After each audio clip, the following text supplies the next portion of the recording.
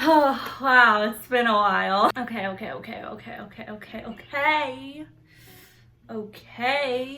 Hi, I'm Kayla, and if this is your first video of mine you're clicking on, I'm sorry.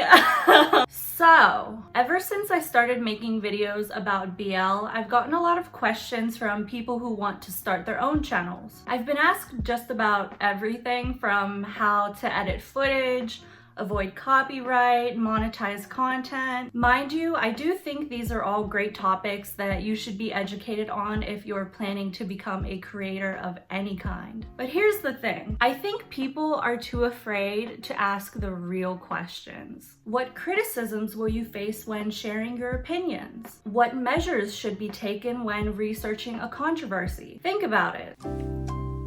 Well, you're in luck, because today I'm giving you my brutally honest advice if you want to become a BL creator. I must emphasize the brutal part. This will not be sugar-coated. In this video, I'll be focusing on BL reactors.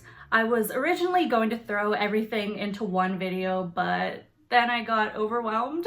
So if you enjoy this installment, I would be happy to do a part 2 specifically for those of you who want to do BL reviews and commentary. Also, if you do start your own channel, please share it with me so that I can promo the shit out of it. For now, the future reactors are getting the spotlight. So let's begin. I have to debunk something right off the bat. There is no such thing as a natural reaction video. Reacting is acting, and that doesn't mean it's disingenuous. In the same way you put on a customer service voice at your job, reactors present the best version of themselves. And that version tends to be exaggerated for the purpose of entertainment. Nobody wants to watch someone staring at a screen in silence. Even your favorite reactors who are more loud and animated, I can guarantee you that's not how they watch dramas in their free time. It's a performance. Yes, their emotions are very much organic, but it's the way they're expressing them that's played up for the camera. That being said, my biggest piece of advice if you want to remain both authentic and interesting in your reaction videos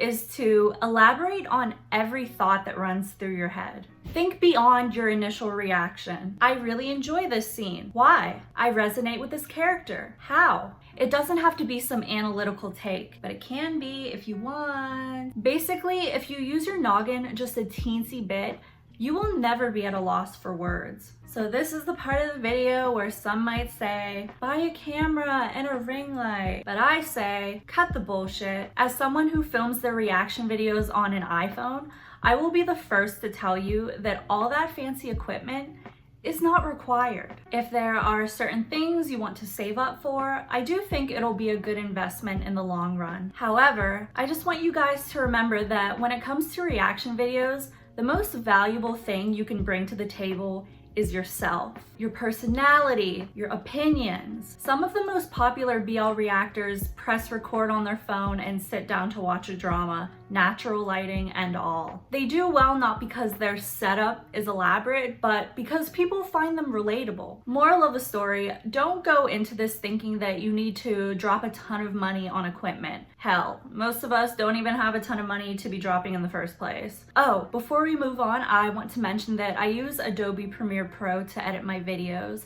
It does cost money, but I'll link some free alternatives in the description. Now let's talk about what to expect as a reactor. There will be people who are hypercritical of your tone and body language. If you talk too much, they might say you're not paying attention. If you talk too little, they might say you're disinterested. Pouting can indicate that you hate the actor personally. Grinning can indicate that you're feigning excitement. I'm exaggerating a little bit, but honestly, not that much. You know, in school when you're doing a presentation and your teacher sits at the back of the classroom grading you on their rubric? It's kind of like that. And my oh my, do we need to address this. If you are female or female presenting, you are automatically going to be held to a higher standard than a male or male presenting reactor. It's part of life, really, this patriarchal society of ours. You will be mansplained to, and you will be judged based on your appearance. Sadly, there is a lot of misogyny in the BL community. This is especially upsetting to me because of the genre's origins and how it was popularized. In Japanese literature, BL has always been a safe space for women to express their sexuality. So the fact that in 2021 we still have people actively working against the gender equality that BL has represented from the very start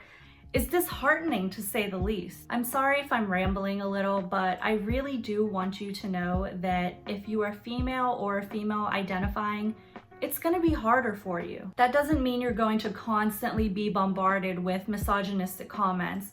It's just something to be aware of. As your subscriber count grows, you'll notice people start demanding reaction videos for particular dramas. And let me be clear, I am not talking about people who kindly request for you to check out a series. What I am talking about are people who spam your videos with react to this, react to that. Actually, this reminds me of an anecdote. I still, to this day, have never watched Hello Stranger because I was so appalled by the fact that videos where I'm discussing sexual assault and rape were being spammed with react to X, Y, and Z comments. That was so disrespectful to me that it tainted the series itself. In the same way, I've seen my fellow reactors feel disrespected after receiving unrelated spam comments on videos they worked really hard to create. At that point where you're receiving comments that don't pertain at all to the video, it starts to feel like you're creating content that nobody gives a shit about. It's demoralizing. If I took a poll asking other reactors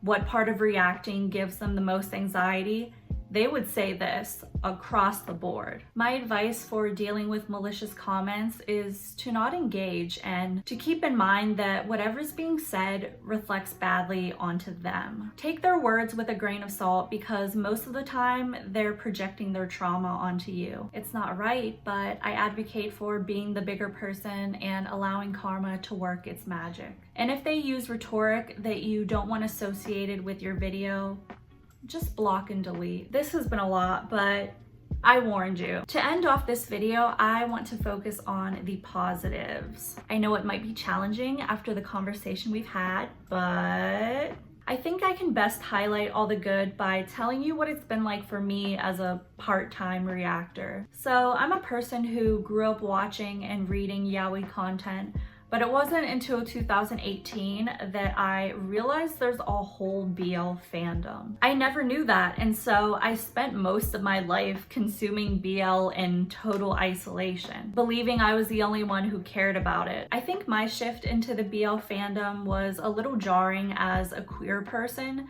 because I had only ever heard of straight women consuming BL. Even when I started uploading BL commentary videos, I still believed the percentage of LGBTQ+ fans was minuscule. But that changed when I uploaded my first reaction video for Game Boys. Seeing the diversity of that fandom made me realize what I'd been missing out on. Reacting was like a gateway drug to connecting with thousands of like-minded people who wanted to talk. And let's be honest, watching a series is no fun unless you get to talk about it with other people. So while you don't have to take the path of a reactor if you're thinking about starting your own channel, I promise that if you do, you will be stepping into a very inclusive part of the BL community. You know when you do well at something and even though you receive all these comments, it's that one negative critique that sticks out to you. The majority of the feedback you'll be receiving is going to be so warm and thoughtful. It's just those outliers you have to say, hasta la vista to. The bottom line is having respect, period. This goes for both reactors and viewers. Here's another anecdote for you. From the day I enrolled in preschool to the day I graduated high school, we were always taught two things. Treat others how you want to be treated, and if you have nothing kind to say, don't say anything at all. So basically what I'm trying to say is, some 4-year-olds have more self-awareness than grown folks on the internet. My last piece of advice is to do whatever the fuck you want, because it's your channel. Okay, goodbye!